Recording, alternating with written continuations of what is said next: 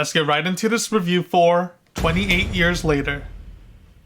Alright, so 28 Years Later is directed by Danny Boyle. He was also at the helm for the original 28 Days Later back in 2002. Now, did you have to watch the original before going into this film? No, you did not. As a matter of fact, I haven't watched the previous two films, and I believe everything that happens in this story is completely unrelated to the original with its world building and story execution. Now, to get right into it, what did I think about the cinematic package here? I found it to be a solid time. I do need to address that the trailers for this film can be a bit deceiving in terms of the tone and what you can expect at your screening. Now, I personally didn't mind the actual route the screenplay takes you through tonally with its story beats, but I also know that it may not work for everyone out there, and there undoubtedly will be moviegoers who find it to be an underwhelming experience and snooze on and off just as someone did at my theater. And really, that's because the trailers and advertisements make this film seem a lot scarier and much more grounded in realism than what the final product actually is. The film definitely steers towards the edge of having an identity crisis,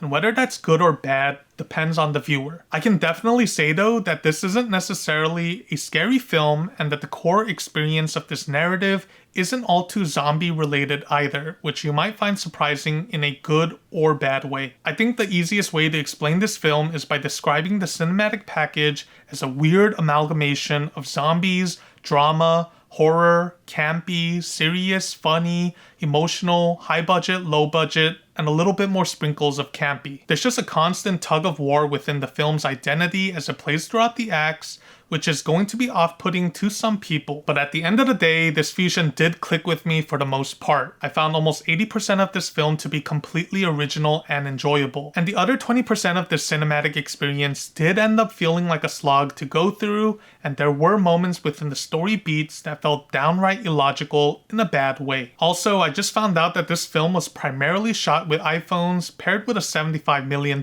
budget, which might explain why things tended to look both high and low budget at the same time. But really, kudos to the director for choosing a lower end camera to work as the main source to tell this screenplay. I think the iPhone cinematics are an artistically stylistic choice that worked in imbuing this film's sporadic identity in its entirety, and all the other props and effects involved within the setups. My final score for 28 Years Later is 7.5 out of 10.